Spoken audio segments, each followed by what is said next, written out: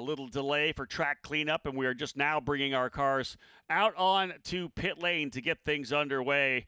Again, a field of 21 drivers ready to fire things up now. Let's have a quick look at what we've got lined up here.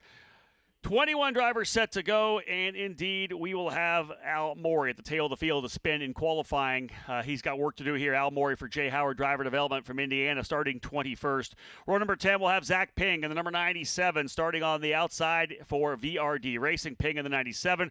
And on the inside, one of the Texas drivers in the field for Exclusive Autosport, Avery Towns in the blue number 93. Working our way up to now row number 9, making his debut here out of Georgia, Dane Scott for Jay Howard Driver Development in the number 9. Again, the F4 driver making the move over here to the USF Pro Championships. We'll see him full-time in 2024. He'll start 18th alongside VRD Racing's Gordon Scully in the number 19. Moving now to row number 8 on the outside, Maxwell Jameson, another one of the Texans, all Texas actually on row number 8. Maxwell Jameson, his first year in USF 2000, having ran the USF Juniors program last year. Jameson for D-Force Racing in the number 12, starting in the 16th position. Inside of that row in the number 92, Jack Jeffers, the most recent winner in the USF Juniors program, number 92 for Exclusive Autosport out of San Antonio, Texas. He'll start in 15th. Row number 7 has Max Taylor on the outside, another one of our USF Juniors regulars who is dabbling here in USF 2000 ahead of a full program in 2024. Taylor for VRD Racing, the 33, starting 14th. And alongside him, yet another Texas driver, Chase Gardner in the number 95. Brand new sponsor on the car, Lost Edge Tattoo Studio out of Austin, Texas. Great to have them on board. Chase Gardner starting 13th in the 95 for Exclusive Autosport. Row number 6, starting 12th, the winner from the opening rounds of the season in St. Petersburg, Nikita Johnson, just 15 years of age out of Gulfport, Florida, in the number 17 for VRD Racing. And the driver's putting a lot of laps in here this weekend. Danny Dzelski in the number 18. Not only is he running here in USF 2000, also competing in the Blue Marble Radical Cup Series. He was on track yesterday. He'll have another race here today. A lot of track time for Danny Dzelski in that number 18.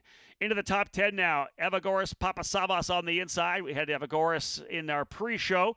The Jay Howard Driver Development car is dialing things in. Watch for him to work his way forward. He'll start on the inside.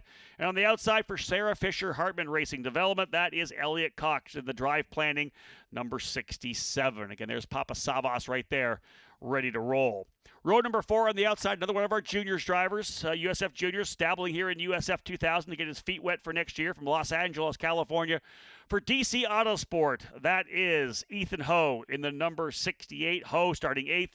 And on the inside in the Advanced Auto Parts, Pabst Racing, number 24. Talented young kart racer making his move here into the USF Pro Championships, Max Garcia. Will start in the 7th position right there. The flat black and the Advanced Auto Parts yellow, getting ready to roll off from P7. Row number 3, Jacob Douglas from New Zealand. He made a move over the last couple of weeks to Pabst Racing. The Kiwi in the number 23, starting in the 6th spot outside of row number 3. And on the inside, a winner last year in USF Juniors, and already a winner here as a rookie as well. Winning at the Indianapolis Motor Speedway from VRD Racing from Cornelius, North Carolina, the number 14 of Sam Corey, lining up P5. We'll go now to row number 2 on the outside from Mexico. George Garciarce from D-Force Racing in the number 10. He'll start 4th. And alongside him, the reigning champion in the USF Juniors category from Milton, Ontario, Canada. Driving the number 1, the scholarship colors as the USF Juniors champ, Matt Clark. In that number 1 machine, he'll roll off on the inside of row number 2 here today in race 1. He'll be on the pole for race number 2 after a great qualifying run. So Clark and Garciarce on row 2. But with 21 drivers in the field, the guys that are up front right now sit 1st and 2nd in points as well. On the outside from Augusta, Georgia in the number 22. For Pabst Racing, veteran driver getting an opportunity to run with the big dog Pabst Racing, Simon Sykes in the number 22 machine. Again, 4 points separate 1st and 2nd. 2 wins on the season for Sykes. A number of podiums, 6 podiums in total. The consistency there. Sykes starting in 2nd. But the driver they'll chase on the pole coming down into turn number 1. Point leader. He won 1 race at the first 3 stops. He has 6 podiums, 3 race wins out of Australia. Lockie Hughes in the number 8 for Jay Howard Driver Development on the pole for race 1 of the Discount Tire Grand Prix of Road America. Again, it is Hughes and Sykes on row 1. Clark and Garciarce on row number 2. Corey and Douglas row 3. Garcia and Ho row 4. Papasavas and Cox on row 5, Dazelski and Johnson row 6, Gardner and Taylor row 7, Jefferson Jamison row 8, Scully and Scott row 9, Towns and Ping on row 10, and Al Morey, as we said, will be coming from the tail of the field after that issue in qualifying. Much better qualifying effort for Morey for race number 2, so we'll see him work his way back forward. P13 for the race this afternoon. But again, we're lining up things up here. 12 laps. We've got ourselves a 45-minute window. But right now, waiting on some track cleanup. And we'll first come to the voice of Road America, Eric Miller. Not surprising, there's track cleanup. Man, we had some issues in our practice and qualifying sessions for the USF Pro Championships.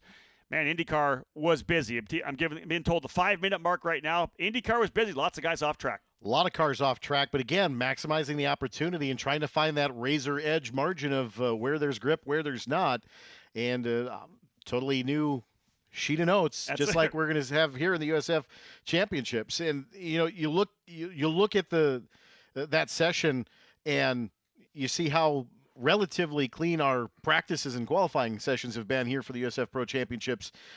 These kids have been minding their P's and Q's. They have. But it's race time now. Yeah, you're right. That visor goes down. It's a little bit different today. And you and I can talk as much as we want as we have a good look at the grid rolling back here. We haven't been on the track in one of these cars, but we do have somebody right now joining us who has, and that is Michael D'Orlando, who is starting on the pole position for the race that we will go green with this afternoon at 2:40, the L&W Supply Grand Prix of Road America. Michael D'Orlando, of course, last year's champion in USF 2000. Michael, you've been on this racetrack. We can talk as much as we want, but you've been on it, and you were last year as well. How much different as a driver is this track with this new pavement? Thanks for having me on, Rob. It's this track has been quite different from years past. This is my 4th or 5th time racing here in the USF Pro Championships, especially back here in the USF Pro 2000 car, so it's a jump up for me as well. But this track is really fast now. The pavement is nice and smooth. It's easy on tires, and you can roll a bunch of speed. I think USF's, 3 seconds faster? Pretty much, yep. Yeah, and we're about the same as well. So it's been really quick, and a lot of it is just whatever driver can really get that setup right and trust the grip that's there and get off the brakes and roll as much speed as he possibly can through every corner. That's the fastest one. But I think things might be a little bit different here. The track's it's a lot smoother, so there's going to be minimal tire wear, and it's going to create a lot of good racing, I think. You bring up a good question. I was going to ask you how these Cooper tires have kind of been in. Obviously, you got a little bit of a program, go out on stickers, scuff them, take them off through that the practice and qualifying sessions. But how have your tires been throughout the weekend? Have you seen a lot of graining, or has it been really solid through the practice and test sessions? We've been pretty solid. I think there has been a little bit of graining. The carousel is quite hard on that front left tire, and you did get some graining there. But as for the rest of the track, there is very minimal degradation of these tires. These Coopers handle so well on this track, and I think if you saw this morning my session at 8 o'clock for qualifying 2, I used one set of tires, and that's pretty unheard of in this series. Indeed. We're about 2 minutes away from getting things underway. We'll make sure to come back to Michael D'Orlando first on the warm-up lap before we come to green and throughout the race as well.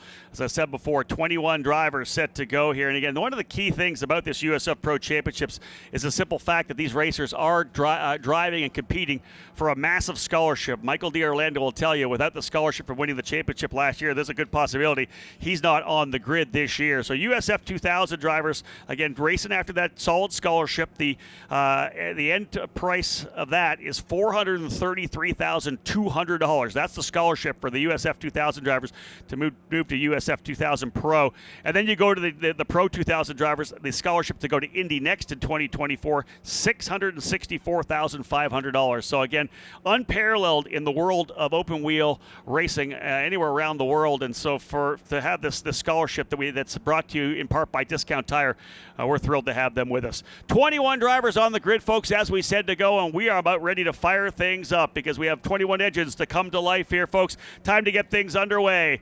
For the call to fire up these engines, the command, one of our guests from L&W Supply. Let's go down to pit lane and Logan Weigel. On behalf of L&W Supply, drivers, start your engines! That's solid. Eric, that was a solid start. That was solid. Definitely an A for effort there. That was great. I'm sure, Michael, you love to hear that call. You're sitting down on pit lane, any one of your races, you're waiting for it. You just, come on, let's fire this thing up. Because I know as a driver myself, sitting on the grid is painful. You just want to get the thing fired, and you want to get out onto the racetrack. Yeah, it is painful, and I for one get really anxious. Do you? Yeah, I get whenever I'm sitting in the car, I'm just waiting. My heart's pumping, my mind is racing, and I have to remember to breathe. Really, I sit there like, I bet. Right? okay, let's get into this. But then as soon, it's funny because as soon as you get out on track and that green flag waves, it's nothing. Agreed. You're completely 100%. And a lot of that's muscle memory, right? Yeah. It naturally comes to you. Well, and you got guys like Michael that have been racing karts since they're 8, 9 years of age, and you're in your suit in a cart. The minute you get going, the wind starts blowing through you again. It kind of cools you off on a hot day. One thing that we haven't seen yet, obviously the Blue Marble Radical Cup, Michael, has raced, but we have not raced yet. Turn 1, coming down to the straightaway. You know, the character of that corner has obviously changed with, number 1, the smooth pavement coming into the braking zone. The exit's a little bit different with some more runoff there. Do you think, is there going to be any wildly different approach to turn number 1, or are we still going to see 3 wide diving in there? I don't see much of a different approach there. I think in years past, there's been people trying to go 2 wide, and it happens, but 3 wide is always a little bit of a push. And I mean, every time I've seen 3 wide, it normally funnels down to 2 or there's a wreck. So I think the aura of that corner, the way things have worked in the past, I think it's going to roll out the same way. It might be a little predictable here. What about that new end of the rumbles at the end there, right? We saw Scott McLaughlin and his in-car launching over there during a test session here. I know you guys, I went out with you guys for the track walk, your team, Turn 3 Motorsports. What do you think? If you got to get back across the track, our cars are a lot lighter than an Indy car.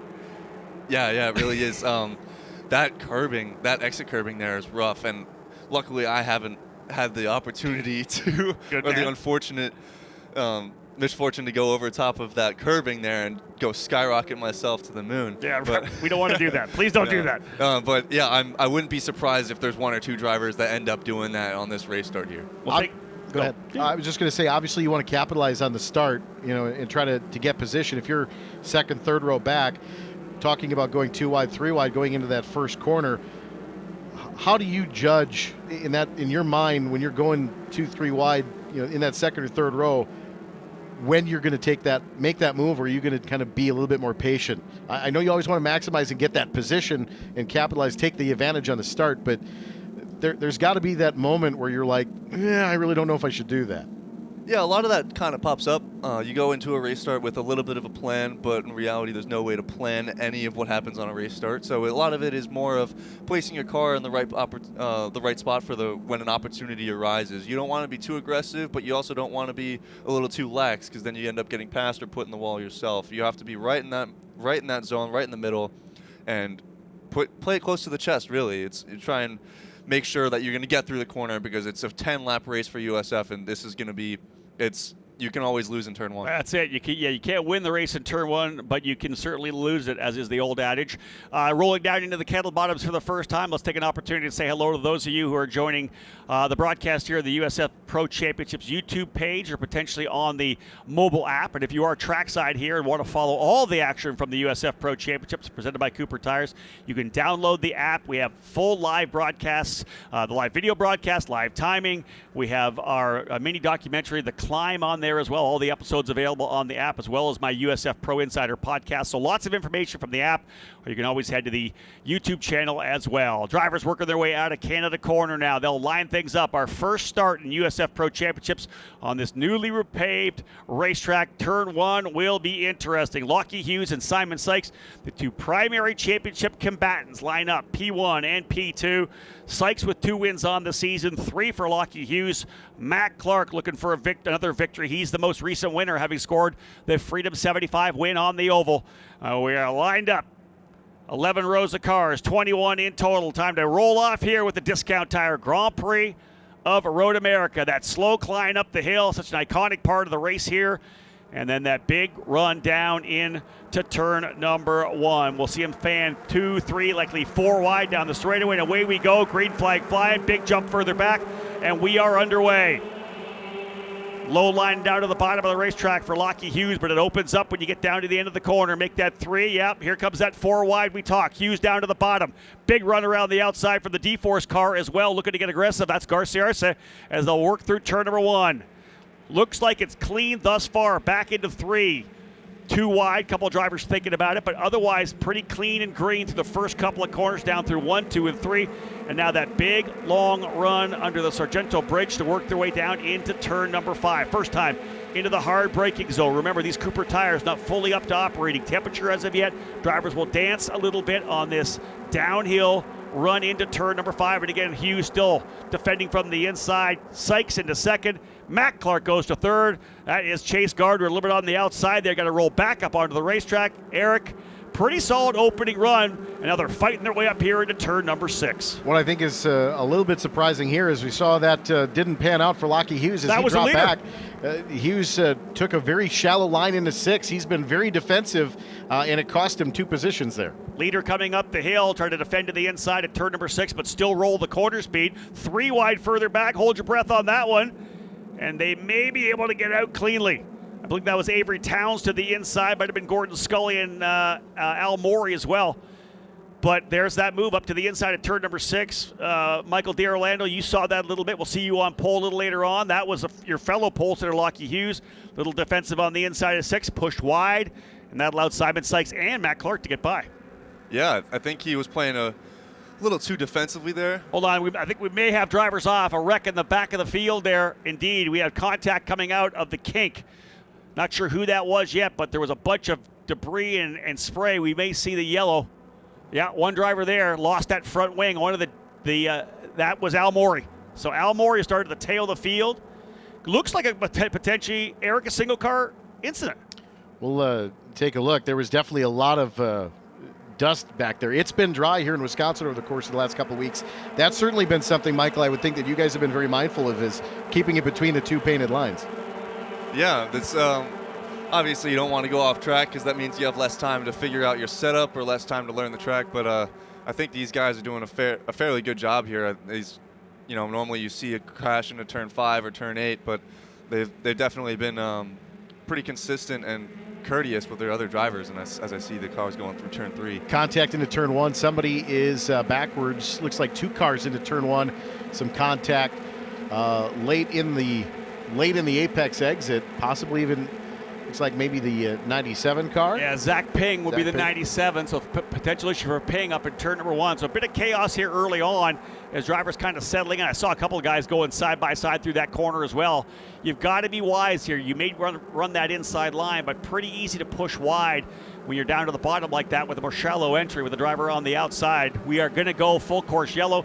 And indeed, a little bit of chaos. We've not had the best of starts to the season with USF 2000. They had some chaos at the road course in Indianapolis as well. And there's those 2 drivers connected in the back. Coming back across the line, if we think it's Zach Ping, I think the other driver potentially could be Maxwell Jamison. We'll have a better look when they come around. But 2 drivers off there. We'll get a better feel as well when they come back around. First time by, Sykes was the leader. Clark ran second. Hughes third. Garciarce in 4th, Sam Corey 5th, Jacob Douglas 6th, Elliot Cox, Ethan Ho, Evagoras Papasavas, and Max Garcia was the top 10 at the end of that first lap. 12 laps in total and a 45-minute window. Michael, you ran this series last year, USF 2000. Again, it's all about learning. You did a couple of years, a little older than the number of the drivers we have here, so there's a level of maturity as well. But there always is that anxiousness on an opening lap because everybody knows that's the best opportunity to get passes done. Yeah, it really is. I think depending on your situation, if you know you're quick and you're sitting in the back of the pack, that's when you got to get your moves done because there's only so much time that you have throughout a race to make those moves happen. But when you're sitting out front, there's really no point. Is when you're top 5 here at Road America, you can get a win. There's enough draft and there's enough space that you can make something happen. So really up front, you want to be nice and clean. And I saw Lockie Hughes going off in turn 6, and to be honest, he was pushing a little harder than he should have been. Even if Simon got by on that first lap, he has the rest of the race to do him. Listen, you're going to be on track at that same position. Did you take anything from that? Watching it, maybe learning yourself a little bit? Yeah, I'm looking a little bit. I'm trying to understand what the drivers here are doing.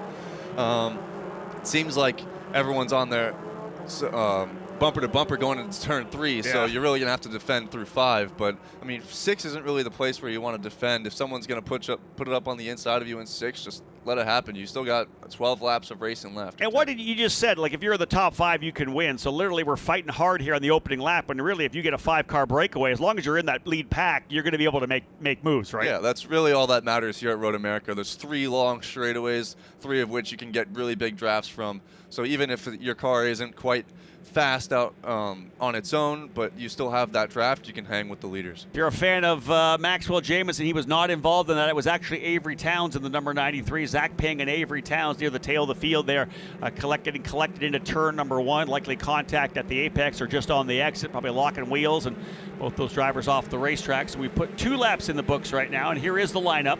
Sykes is the leader, Clark second, Hughes in third. Sam Corey makes a move past Garcias on that last lap. Garcia back to 5th, Corey up to 4th. Jacob Douglas runs 6th, Ethan Ho, Elliot Cox, Max Garcia, and Nikita Johnson able to work his way up. Johnson started in 12th, a couple of spots for him. He goes to 10th position. Max Taylor, Evagoras Papasavas, Danny Dzelski, Chase Gardner, and Jack Jeffers rounding out the top 15. How fortunate that Maury was that we didn't have more contact back in 11, obviously towards the back of the pack anyway, but turn 11, obviously, Michael, not a place you want to go off to the left at all. No, I mean, it's the kink, right? That's not something you go side by side through. Yes, I did it in 2021 with Kiko. I wasn't going to say it. I wasn't going to bring that up. But, I think when you have a driver that you completely understand and completely respects you, then you can make those types of moves. But, back in the pack, when, there's a lot of the front runners have that respect and have the respect for other drivers. Back to the pack, it normally gets a little bit more dicey. So there's going to be some, elbows thrown out, and especially through the kink, you don't want to have that. Michael, let's talk a little bit about winning the championship last year. We've obviously got a little bit of time here right now, so we'll get a chance to kind of focus on you a bit. Big battle for the championship last year. If you are a fan of IndyCar, you're a fan of what we do, have a look at our mini documentary called The Climb, brought to you by Discount Tire.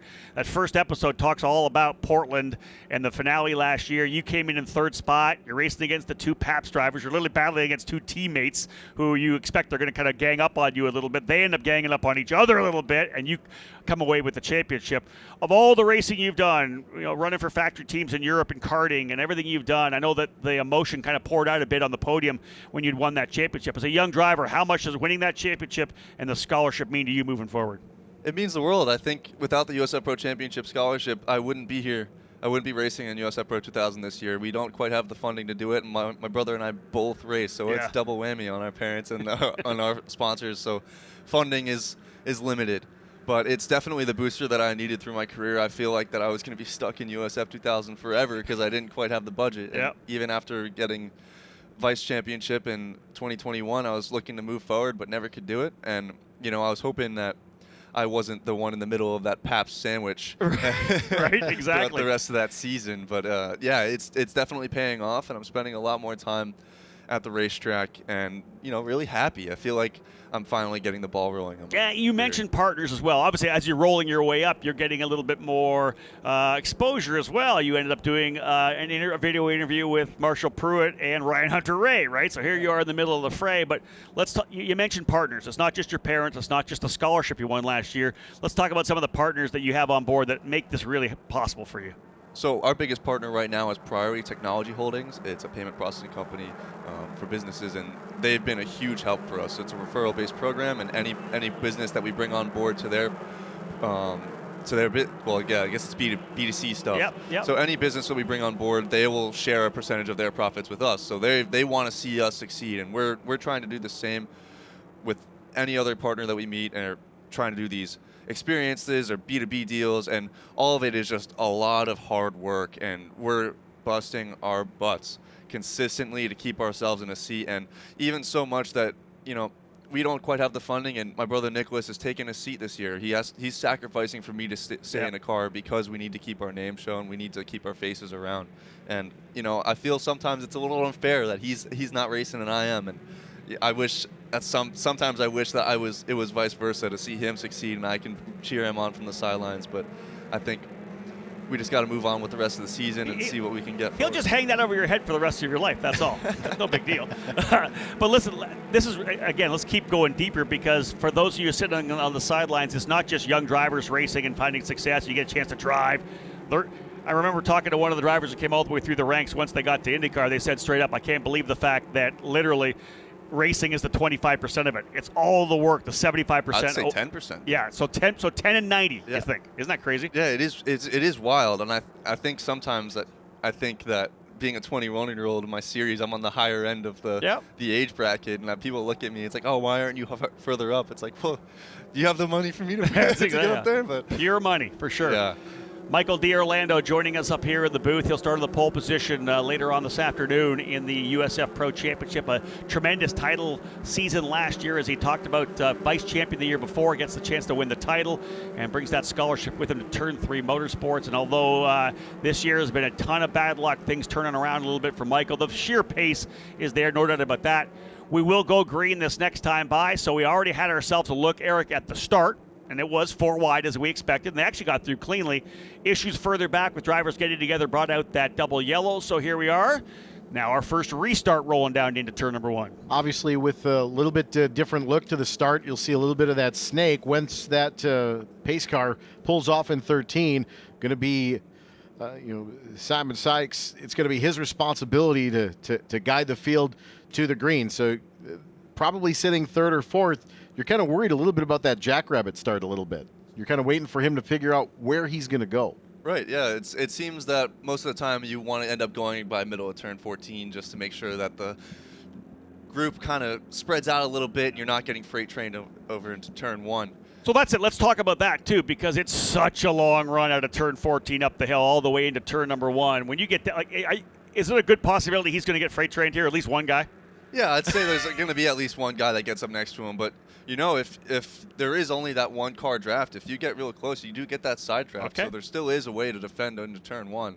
But, a lot of the times if you're leading on this restart, you're going to get passed. Yeah. And you're going to have to, understand that that's going to happen and figure out how to get by in turn 5. Back down to turn 5. Yep. Exactly, yeah. There's lots of opportunities still to pass, and again, here they come back out here. We put 4 laps in the book, so if we all go green to the end, we'll have 8 more laps of competition for you. They'll work their way out of turn 14. Sykes, Clark, Hughes, Corey, Garciarce, the top 5 drivers, and again, they'll get up here and a slow start there. Sykes trying to hold on to it. He'll roll up and lining them up still. Sykes has not yet punched off. We'll see how this approach plays. Michael talked about getting at it early. He'll keep all the way down to the bottom of the racetrack. Matt Clark, the young Canadian, looking to find a way by. They'll stack it up. They'll go 2 wide a little bit further back. And right now, it'll be Sykes keeping the bottom of the racetrack. Right down to the inside. You can see it. Round the outside comes Clark. Not quite there. Garciarce side by side, though, I think, with Sam Corey coming through. And let's see if they get through cleanly. Thus far they are. A little pinch down the bottom, touch of the grass there for Garciarce. He may lose a spot. No, that's actually further back. That's the D-Force driver getting in there as well. So we'll see whether or not things clean through turn. Oh, there's a wing flying up in the air. Somebody's lost the front wing. Pick that one up when they come across here. There is damage right there. I think that may be Max Garcia. I think without a front wing, you saw that flying up in the air. He'll have trouble coming down to 5 without that front downforce side by side. That's Lockie Hughes pinching down. I think he was able to get back by Matt Clark around the outside. So indeed, they'll defend coming back up the hill to 6. There's Sykes getting a bit of a lead. Clark down to the inside. I want to say that maybe Jacob Douglas coming in there. And again, Hughes goes off. Hughes off. And so Corey up there. More contact coming through turn number 7. And indeed, I believe it was the front wing of Max Garcia. He's coming down the inside here. Yep, that's the 24.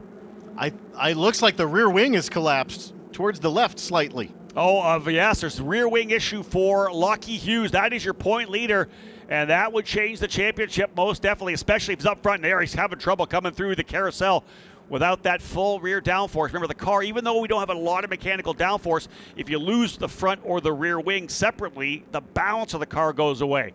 There's your lead for Sykes. And again, another driver's gone off. That I think would probably be, I would bet that's Garcia.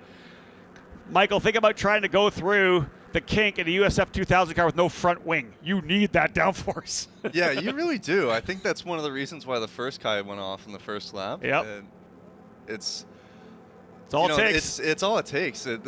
the downforce in USF, it may not be a lot, but the car weighs pretty much nothing Yeah, in a race car. very true. It's really vital to have that wing. I expect we'll see Garcia pull in here. He comes out of no. Garcia's going to keep rolling, I think. So he's going to try to keep it up. Maybe hoping for a yellow flag potentially right now. We've had a couple of those already. We'll give you a re-rack here. Sykes the leader. Clark runs in second. Corey up to third rather. Garcia in fourth. Jacob Douglas fifth. Lockie Hughes falls back to sixth. We'll have a better look at that rear wing. Max Taylor, Nikita Johnson, 7th and 8th. Elliott Cox and Chase Gardner, the man on the move right now. He fell back and he's worked his way back forward. And now we're being told full course yellow. So thinking about potentially the wing down there coming out of the carousel could be on the track. They'll get that cleaned up. But again, there's right there came by. This may be the option and the opportunity to come in and get that fixed. He's still going to go to the back of the field, but he's going to have a chance with a couple of laps left to just try to get points. Again, that's 100%. That you know they were calling from the pit wall. Stay out, especially if they knew on radio that they were going to have to stop the race. So this is going to be big for both Lockie Hughes and for Max Garcia. They're going to have to go to work getting another rear wing put on Lockie's car, then a front wing, which is much easier to bolt on for Max Garcia. Don't see rear wings collapse like that very often without contact. Some kind of contact. Wonder what kind of contact we missed, and it looked like it was from the turn 6 area, possibly maybe from him defending as well under attack going up to turn 6, but kind of an odd spot for that wing to kind of collapse. But it was definitely there once he got off on the rumble strips on the exit of 6. Michael, have you ever had to deal with a car like that where you've either lost the front or rear wing? I have to think it'd be pretty diabolical. I've lost the front wing here last year. I had a little bit of contact, and it's definitely a difficult task to do. At a track like Road America, you do have all these high-speed corners, and especially the kink.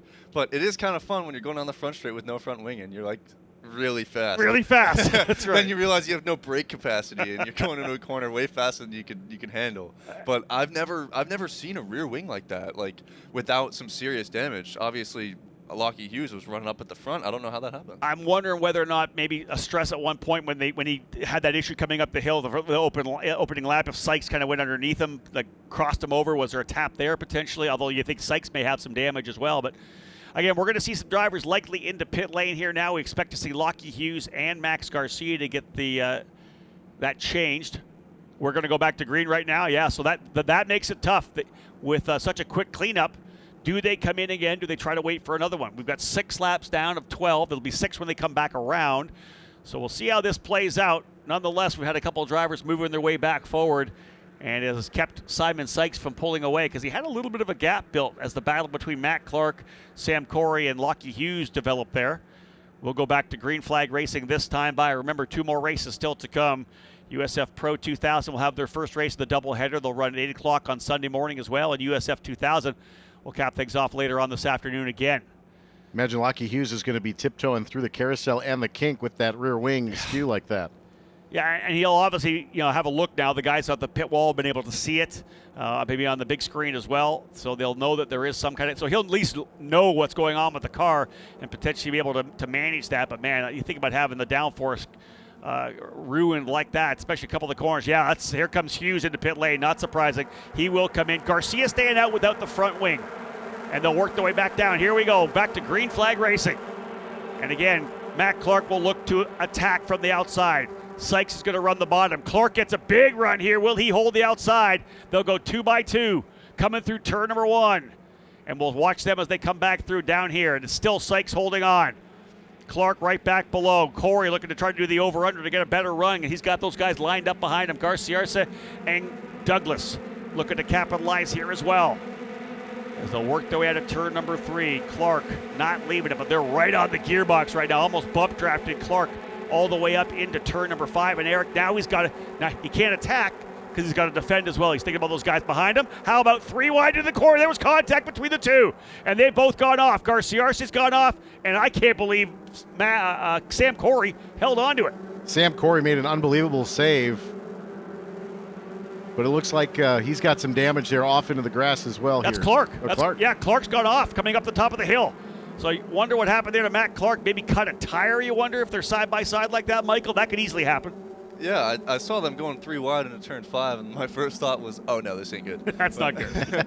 But it seemed like Mac tried to move over just a tad, but didn't realize there was a car on the outside. And we got Clark, another one he's on. gone off again, Yeah. down in 7. Like there's got to be something out there. A tire. Something's happened to Mac Clark. So not only Lockie Hughes, but Mac Clark in a full course yellow once again. I'll tell you, would not be surprised to have a impromptu drivers meeting with the USF 2000 drivers before this is all said and done, before they go racing again. Turn 5. So Petechia driver off in turn number 5 here now. So, man, we've had a lot of contact. That was just impatience coming down into 5. We just got things back going, and it was essentially 3 wide. Garcia's is on the outside. Corey's on the inside or in the middle. We talked a little bit about this in the pre-race that everybody's kind of minded their P's and Q's. Once the race happens, visor goes down.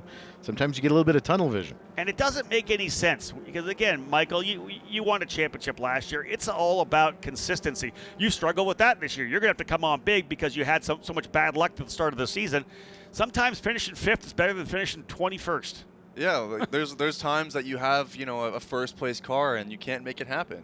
It's just about minimizing that bad luck that you have and maximizing every opportunity that you have. So if you're going to go out there and it's a high risk move just for 1 or 2 positions, it's not worth it in the championship. Yeah, there is some guys running up front here that don't have an opportunity to win the championship. Maybe that's why they're going for it. Maybe. A lot of it is that championship mindset. But one of the things you look here with this subsequent yellow is Lockie Hughes was at a huge disadvantage having to come as they were coming to green, come to pit lane. Now he's got a yellow. He's going to catch up, may get 2 or 3 laps here under green, but he's going to be at the back of the field. But that's where he's got to not be impatient, even though he can probably pick off 2 or 3 cars maybe on that first lap or 2. But 3 or 4 points makes a big deal in the championship at the end of the year. Yeah, especially with Simon Sykes, his primary guy, leading up front. And this is it. All this racing, look what's happened. Garcia Arce falls down to 10th. Matt Clark in 16th, Sam Corey in 17th. So those are those 3 drivers that were involved in that. Yeah, over-aggressive.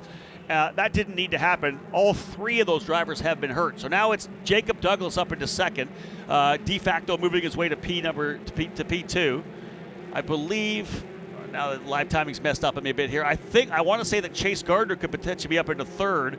Nikita Johnson's up there, Papasavas, Garcia. We'll see how it all plays out when they come back around. We'll let live timing re-update itself here. I believe 8 laps down right now, and then we'll have probably 3 or 4 to go. Matt Clark down and away. They were looking at the right rear suspension on that car, so maybe taking a little bit of that hit.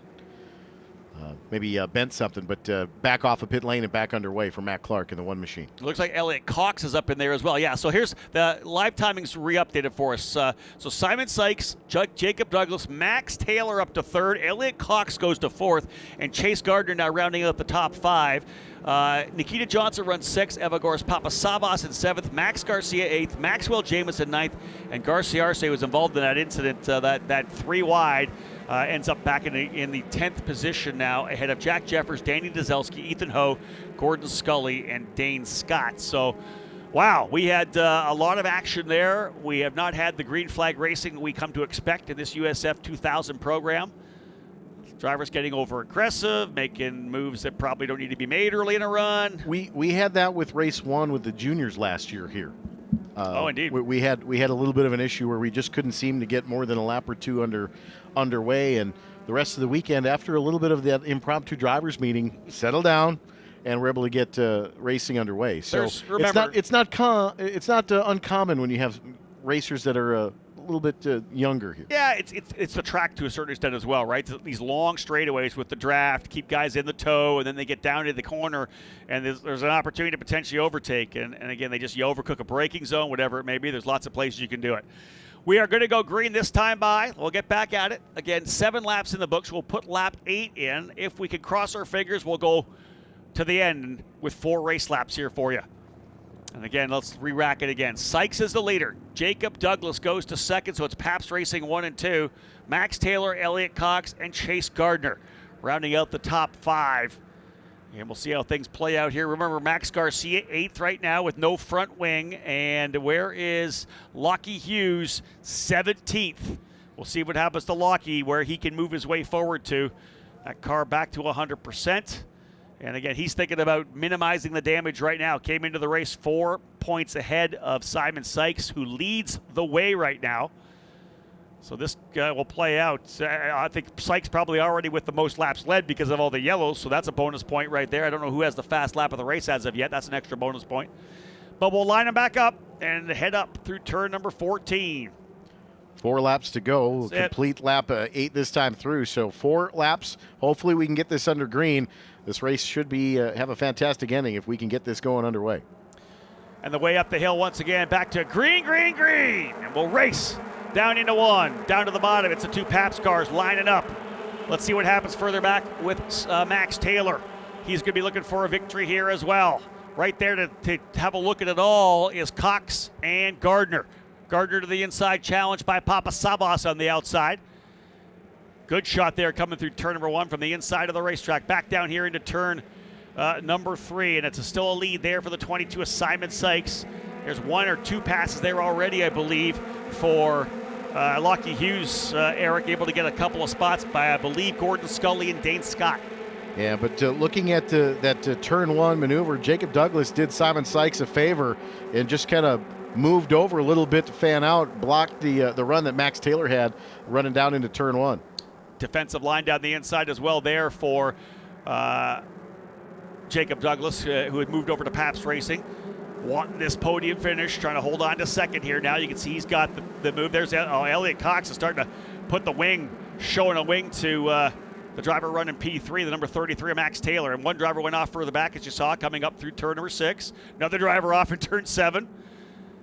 You got to keep it dialed in, folks. Keep it within those white lines, as Eric had said earlier. These drivers, of course, middle way through this USF Pro Championship program. The middle rung, USF Juniors, the entry point, USF Pro 2000, where Michael runs the step into the Indy Next Series. Here comes Cox looking at the inside of the kink on Taylor. Wow, let's run through the kink. Hold your breath. They're going at it. Look at this. Taylor on full defense mode now, coming up into Canada through the kettle bottoms. Taylor trying to hold on to that spot. Here comes to the inside. That is Gardner looking at the inside. Elliot Cox.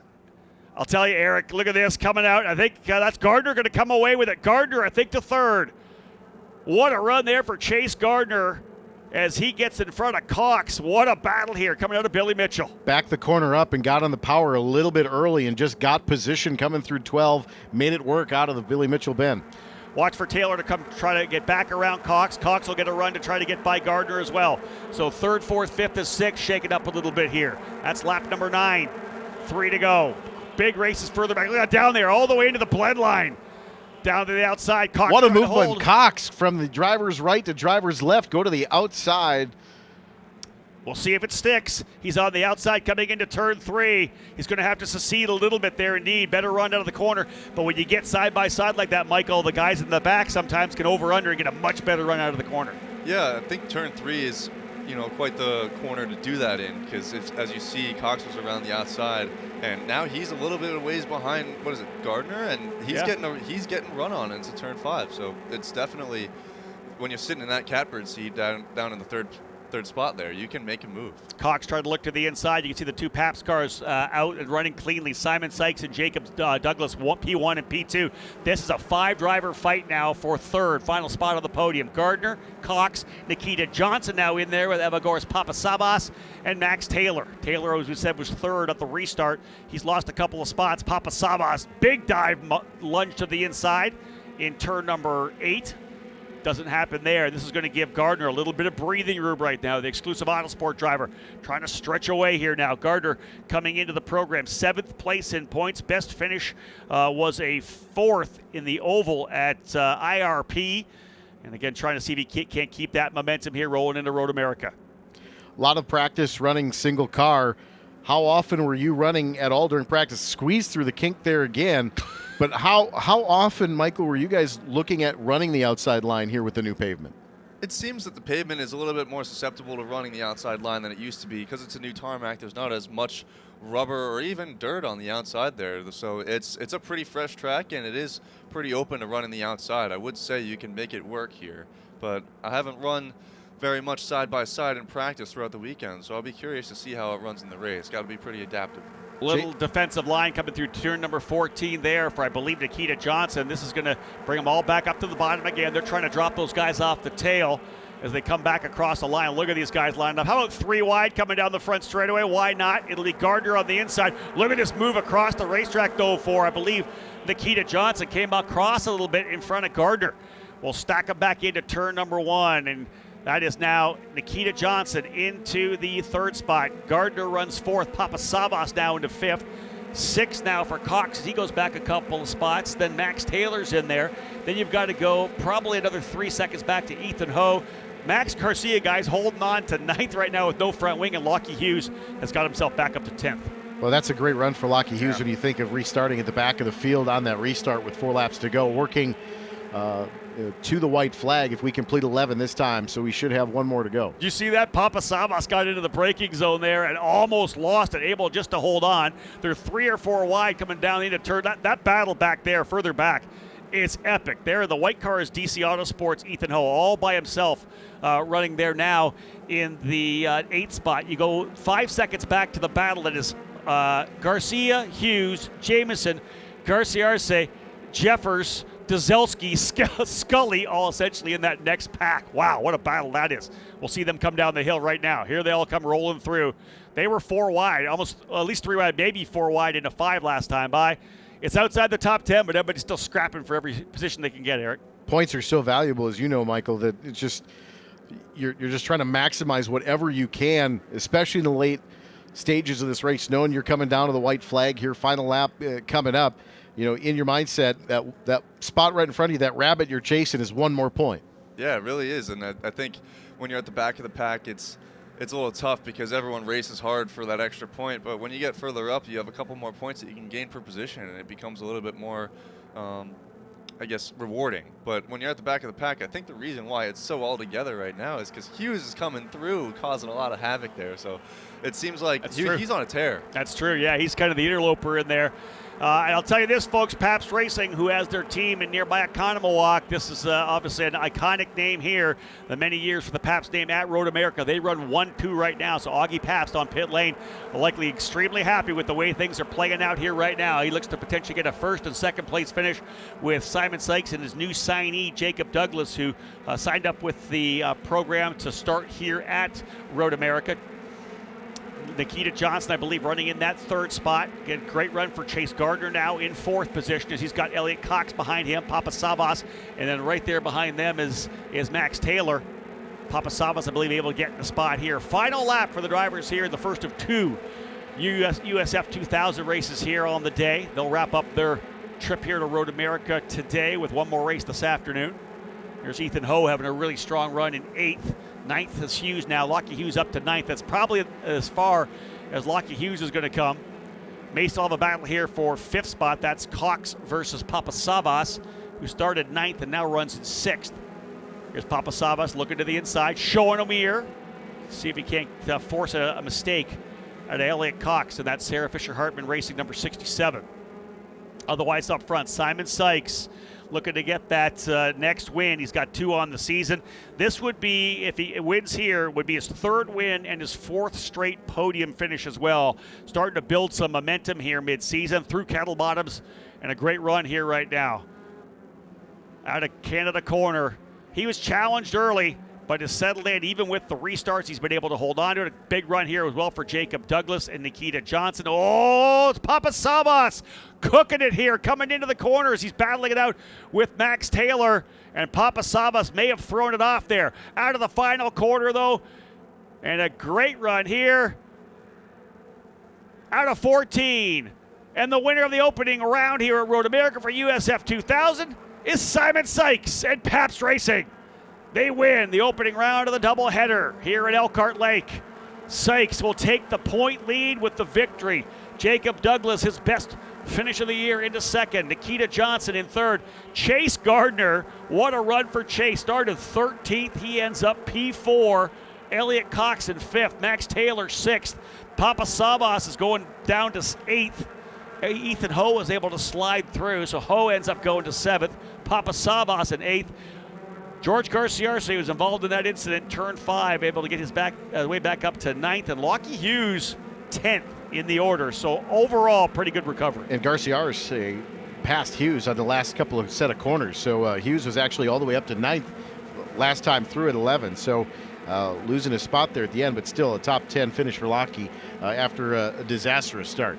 Yeah, no doubt about that. To be able to come back the way he has, I think key for him. There's your results right there. Simon Sykes, Jacob Douglas, Nikita Johnson.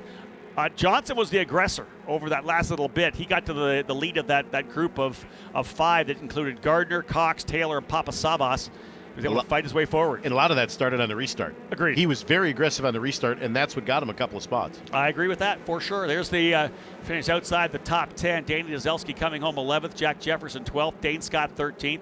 Gordon Scully in 14th spot, Maxwell Jamison 15th, Max Garcia losing that front wing. He holds on for 16th. Matt Clark, who was up front early, the issue over in 5, put him back to 17th. Al Morey 18th. Sam Corey, Zach Ping, and Avery Towns will round out the field after the incident over in turn number 1.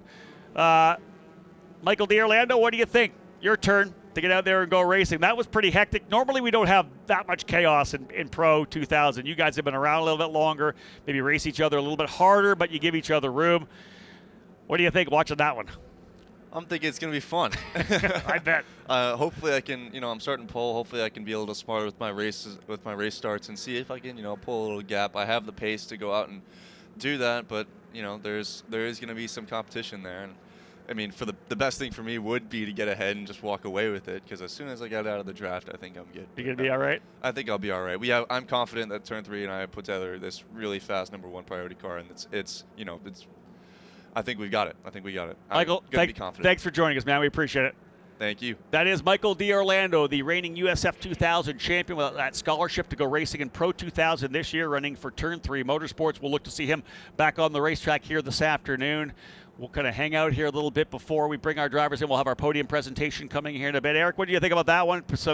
I would like to have seen a little less aggression, or at least more controlled aggression in terms of it, because we don't need those kind of yellows in this category. Well, and I think part of that is it's race 1. You've got race 2 coming up later this afternoon. So anybody that kind of threw the car away, so to speak, in race 1, they got a short turnaround time. Yeah, that's true. It's not like you've got a little bit of an overnight to work on the car. It's a very short turnaround time to this afternoon in race 2. So you're on the back foot, and obviously if you didn't get a lot of laps or you were in traffic, you didn't really get, a real good feel for what you've got, especially depending on if you're starting somewhere else, in race 2. Yeah, indeed.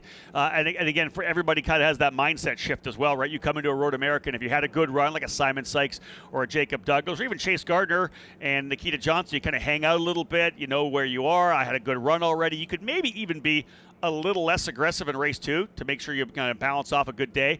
Those that finish at the back, guys like Matt Clark coming from deeper in the field, they're going to have their heads down. As here comes Simon Sykes in that Moffitt-sponsored Pabst racing machine coming into victory lane. And I'm sure he will be thrilled with this. Yeah, look at that. You can tell the emotion will be there. This is a young driver to Augusta, Georgia, who's never really had an opportunity to run with a top-tier team. And, yeah, now he gets that victory he needed. Simon Sykes, there's Augie Pabst right there. And we know how big this is for both Augie and for Simon as well to be able to win here. This is the race they want to win the most, right? For the guys from Pabst Racing, shop there right there in Oconomowoc. And to go 1-2 as well. Jacob Douglas, what a great drive for him. Yeah, absolutely. Finished 1-2, top 2 steps on the podium here in USF 2000. But you know that Augie's got this on the dartboard. There's a little Road America map right in the middle. That's it. And that's the one they want the most. They want to win them all, but this one here means a lot more. Indeed. Again, great run there, as we said, for Jacob Douglas coming home in second. Nikita Johnson in third. Chase Gardner fourth. Elliot Cox rounding out the top 5. Time for me to head on over to Victory Lane. We got some hardware to pass out. And, of course, Simon Sykes. We'll have a quick interview with him before we're all said and done. Don't go anywhere, folks. We'll be back here on USF Pro Championships TV with Victory Lane celebrations. Nikita, a great drive there. That was some aggressive racing for that last battle. Final position here on the podium. A former winner of the season in St. Petersburg. Young driver, just 15 years of age. Great job for Nikita Johnson. Coming home in second spot, his debut event here for Pabst Racing from New Zealand, folks. Second place, put your hands together for Jacob Douglas. Stacy Rollins will bring Jacob his P2 trophy. I'm feeling that we have a Pabst Racing crew here right now. Is that what we got going on? My favorite city to say, Economawalk. I love that one. Folks, the driver here up here again in the black as well. What a run for him. He'll take the point lead here. A stellar drive. Another Pabst Racing win for Simon Sykes. Simon, step up here a little bit for me. How important was that win for you? Not only for you, for the points, but for Pabst Racing here at Road America. In so many different ways, it was important. And it's a great points lead to take over that. I know it's been stressful all season. To finally grab the points lead back is huge. But more than that, to have all the support here for Pabst's home race, it just means the world to be able to get it done here at the home track and just to see all the support we have here this weekend. Restart after restart, that must have been stressful. Oh, it definitely was, but once we got that last restart done, it was nice to be able to just cruise around the track and appreciate the scenery as they are all fighting hard behind. But a nice gap out front made it a fun race, and I'm just so thankful to bring home this win for Pabst and to shine light on my new sponsor, Doug Mockett. The first race he's been on the car, and we get it done on the top step. You go onto the track after IndyCar. Obviously, the track a bit different. Let's talk and wrap up. How different was the racetrack, and can you get quicker for race number 2? Oh, I don't know if we're going to get quicker. We'll see how the temperature holds out for the rest of the day. But the track was a lot of fun. There's a lot of grip out there after IndyCar, and it just made for a fun race. All right, man. Let's bring this trophy in. Again, congratulations to Simon Sykes. Arlie Polanco from L&W Supply, one of our guests, going to help him out with a trophy. His 3rd win of the season, 4th podium in a row for Simon Sykes, taking that point lead. His primary challenger, Lockie Hughes, finishing in the 10th position. One more time, folks. Big round of applause for everybody on the podium. Simon Sykes, Jacob Douglas, the Kiwi, getting here, and Nikita Johnson as well. What a great race that was. And the battle, again, we talked about the battle for 3rd, 4th, 5th, and 6th. There was 5 drivers in that fight. You go back to the fight for 9th on back as well. They were 3 and 4 wide coming down into turn number 5 over those last 4 laps. That dash we had to the checkered flag. Out front, though, both Simon and Jacob able to get away from the chaos and just kind of run clean themselves to get big point days for both of those drivers. And again, a big day for Economawalk's own Pabst Racing, always circling this event on the calendar, the one they want to do well, that home track, of course, Pabst name legendary here in connection with Road America. Big shout out to all of our partners as part of this USO Pro Championships, of course, Cooper Tires, Discount Tire, the Skip Barber Racing School, VP Fuels. We're blessed to have so many great partners that are on board with our vision of what to do with these young drivers, getting them dialed in and ready to go to the Indy Next and NTT IndyCar Series. 2 more races still on the docket for today. Later on this afternoon, USF Pro 2000 will roll out for their first of 2 races. They'll run tomorrow morning as well at 8 a.m. And then we'll have our USF 2000 drivers back out here again. These drivers here aren't done, so when we do spray the champagne, don't expect them to go at each other, because nothing worse than trying to race in a suit that is soaked with sparkling apple cider. Got some great folks here as part of our guest program here. L&W Supply, Discount Tire. We've got our High Tide Kids on Track guys here. We did a fantastic driver interview, driver meet and greet. We had a chance to go over to Pabst Racing actually and get those young High Tide Kids on Track guests a chance to talk to the drivers and see these cars up close and personal.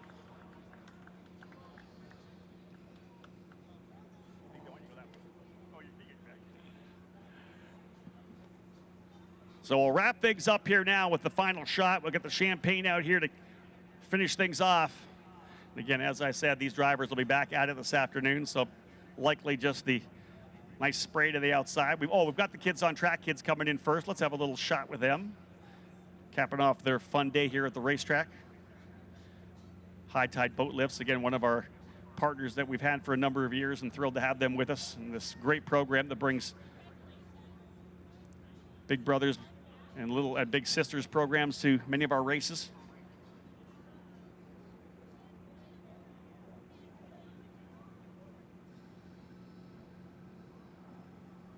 So again, USF 2000 drivers will be back on the racetrack this afternoon for the back end of their doubleheader, so they'll do it all over again. Those who had rough races are going to be looking for recovery, redemption.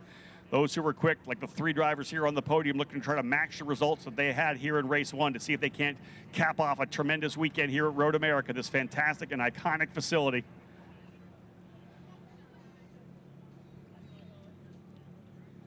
So just the champagne left, and we'll cap things off here for the celebrations for race number 1 of the doubleheader here for USF 2000 and the USF Pro Championships presented by Cooper Tires.